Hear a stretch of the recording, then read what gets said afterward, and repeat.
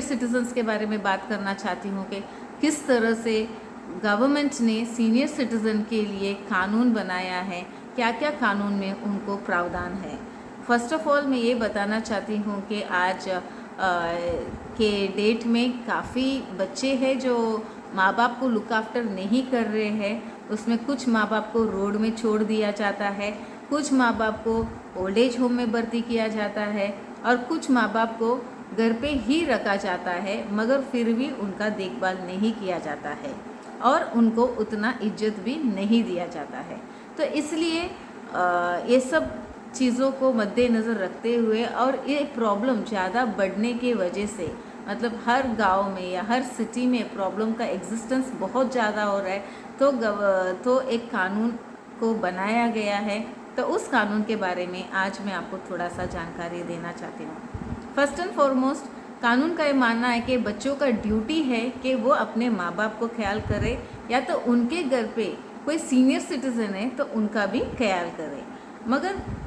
बच्चों को भी ये समझना चाहिए कि ये कानून को बोलना ज़रूरी नहीं है, क्योंकि बच्चों को भी पता है कि माँ बाप ने उनका पूरा ज़िंदगी का पैसा वो बच्चों के पढ़ाई में या बच्चों के शादियों में या तो उनके बिज़नेस सेटअप करने पे या उनके हायर एजुकेशन के लिए काफ़ी माँ बाप लोन लेते हैं, शादियों के लिए माँ बाप लोन लेते हैं और एजुकेशन लोन भी आजकल माँ बाप काफ़ी हद तक बड़े बड़े लोन्स लेते हैं ताकि वो इंटरनेशनल स्टडी कराए बच्चों का। और कुछ माँ बाप है जो उतने लोन्स नहीं लेते, वो मिडिल क्लास के पेरेंट्स रहते हैं, मगर आफ्टर ऑल उनका भी ज़िंदगी है। भले उन्होंने उतना बड़ा सेटअप बच्चों को नहीं किया रहेगा, मगर माँ बाप ज़रूर 20 साल 30 साल 40 साल बच्चों के लिए अपना टाइम को इन्वेस्ट करते हैं, अपना पूरा पेमेंट उनके ऊपर इन्वेस्ट करते हैं। अगर माँ बाप चाहते हैं तो वो ज़रूर उनका पेमेंट को कोई बैंक्स में या कोई पॉलिसीज़ में इन्वेस्ट करके वो दुगना या कहीं गुना ज़्यादा वो प्रॉफिट्स बना सकते थे, मगर उन लोग एक काम करते नहीं है। इनफैक्ट माँ बाप बच्चों को लुक आफ्टर करने के लिए कर्जा लेते हैं और वो ज़िंदगी भर कर्जा चुकाते हैं और कर्जा के ऊपर ब्याज भी भरते हैं, जिसके वजह से काफ़ी माँ बाप है जो कर्जे पे डूब के या कर्जे के ऊपर ब्याज भर के भी काफ़ी पेरेंट्स जो है उनका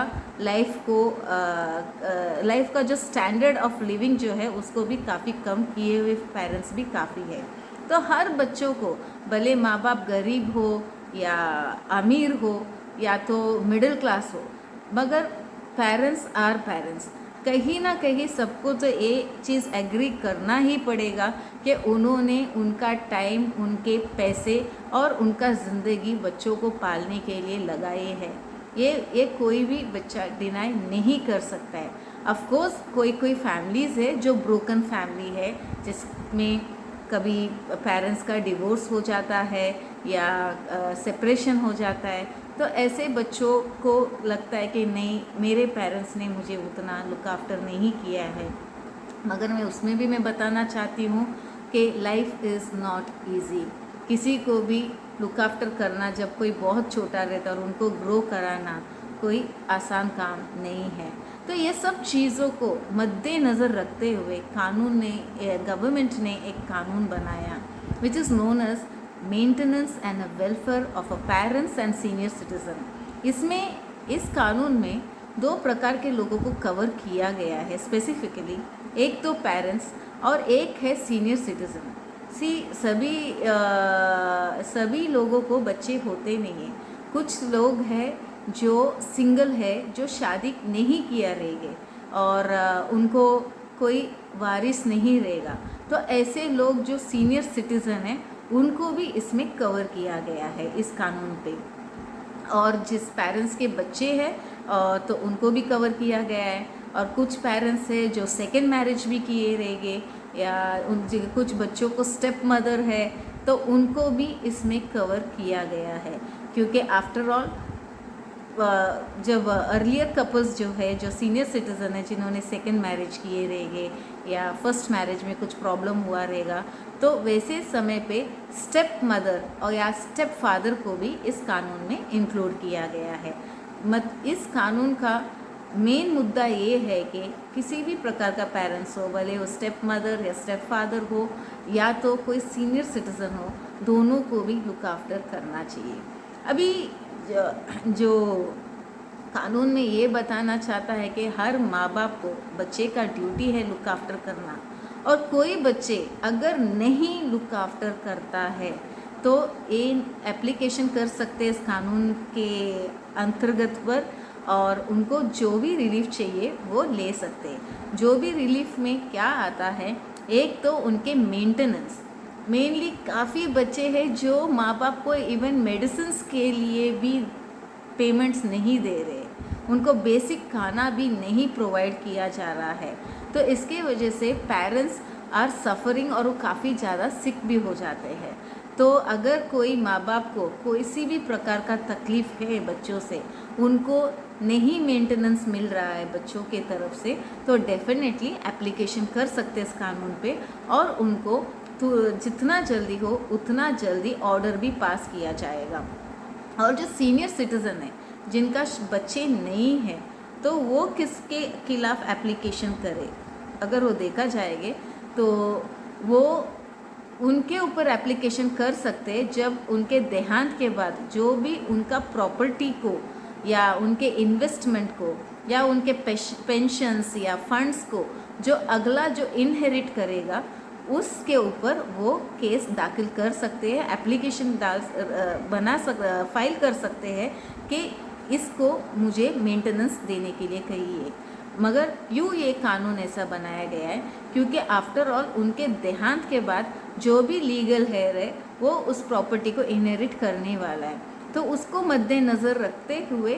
कानून ने एक प्रावधान बनाया है। अगला जो है मेंटेनेंस कितना होना चाहिए। मेंटेनेंस का अमाउंट कोई ज़्यादा फिक्स नहीं, 10,000 तो तक है, उससे ज़्यादा भी दे सकते हैं क्योंकि हर आदमी का आज का स्टैंडर्ड ऑफ लिविंग अलग है। पुअर लोगों का स्टैंडर्ड ऑफ लिविंग अलग हो सकता है, मिडिल क्लास लोगों का स्टैंडर्ड ऑफ लिविंग अलग है, और रिच लोगों का स्टैंडर्ड ऑफ लिविंग अलग होता है। सो हर किसी के लिए जो खर्चा का जो एक्सपेंडिचर है सभी को इक्वल लागू नहीं होता है, उनके लाइफस्टाइल के हिसाब से उनको मेंटेनेंस दिया जाना चाहिए। अगला जो है, काफ़ी माँ बाप जो है उन लोग जीवित रहने के समय में बच्चों को प्रॉपर्टी ट्रांसफ़र कर देते हैं, और ये समझ करके वो उनका ओल्ड एज होने पर बच्चे उनको लुक आफ्टर करेंगे। ऐसे कुछ माँ बाप ऐसे भी है जो अपना प्रॉपर्टी को मॉर्गेज करके एजुकेशन लोन निकाल के बच्चों को एडुकेट कराते हैं। कुछ माँ बाप ऐसे भी है जो प्रॉपर्टीज़ को और काफ़ी गोल्ड को बेच के अपना बेटी या बेटे की शादी को भी करा के रखते हैं। तो ऐसे सिचुएशंस में जब कोई प्रॉपर्टी, और स्पेसिफिकली जब कोई प्रॉपर्टी ट्रांसफ़र किया जाता है एज अ गिफ्ट या कोई और प्रकार का ट्रांसफ़र बच्चों के लिए, ये उम्मीद पर कि बच्चे उनको लुक आफ्टर करेंगे, मगर बच्चे नहीं लुक आफ्टर किए, तो ऐसे सिचुएशन में वो एप्लीकेशन में अपना प्रॉपर्टी को वापस भी मांग सकते हैं। ये एक काफ़ी अच्छा प्रोविज़न है सीनियर सिटीज़न के लिए, और ये जो एप्लीकेशन है ये ज़्यादा दिन नहीं चलता है, बाकी सिविल मैटर के जैसा जैसे 5 साल 7 साल 10 साल नहीं चलता है, क्योंकि गवर्नमेंट भी समझता है, कानून भी समझता है कि आप लोग सीनियर सिटीज़न हैं और आप लोग का जान भी उनको काफ़ी इम्पॉर्टेंट है। तो आप लोग को एज को मद्देनज़र रखते हुए एक कानून बनाया गया है ताकि इस एप्लीकेशन जैसे मेंटेनेंस एप्लीकेशन, या कोई माँ बाप ने अपने बच्चों को प्रॉपर्टी लिखकर दे दिए और बच्चे उनको लुक आफ्टर नहीं कर रहे, तो ऐसे टाइम पे इस प्रॉपर्टी को वापस लेने के लिए जनरली सिविल के सूट फाइल होता है जिसका समय ज़्यादा लगता है। मगर इस मैटर में इस एक्ट पे, इस कानून पे, ये जो प्रोसीजर जो है इसको पूरी तरह से निकाला गया है, और जल्द से जल्द रिलीफ देने के लिए और प्रॉपर्टी को वापस करने के लिए भी ट्राइब्यूनल को पावर है, उतना पावर इस एक्ट में दिया गया है। तो जब भी कोई सीनियर सिटीज़न को प्रॉब्लम है तो आप डेफिनेटली ये प्रोविजंस को आप एक्सप्लेन कर सकते हो, और इस पे आप लोग एप्लीकेशन करेंगे तो जल्द से जल्द फर्स्ट मेंटेनेंस का ऑर्डर पास कर देंगे और आपका केस का सुनवाई होगा। केस भी ज़्यादा टाइम चलेगा नहीं, डेट टू डेट चलाया जाएगा और आपको जल्द से जल्द इस पे रिजल्ट भी दिखेगा। तो अगर आप प्रॉपर्टी दे दिए, बच्चे लुक आफ्टर नहीं कर रहे, so don't worry, you still have some remedy, आपको लीगल रेमेडी अवेलेबल है। अभी काफ़ी माँ बाप को ये भी लगेगा कि हम तो वकील तो कर नहीं सकते क्योंकि हमारे खुद के खाने के लिए भी पेमेंट्स नहीं है, तो हम कहाँ से वकील करें। मगर इसका प्रोविज़न बहुत सिंपल है, आप कभी भी कोई वकीलों से रख के ड्राफ्ट करो, दैट इज़ बेटर। फिर भी इसके प्रोविजंस और इसके एप्लीकेशन फॉर्म थोड़ा सिंपल है, मगर अगर प्रॉपर्टी इन्वॉल्व है तो आपको थोड़ा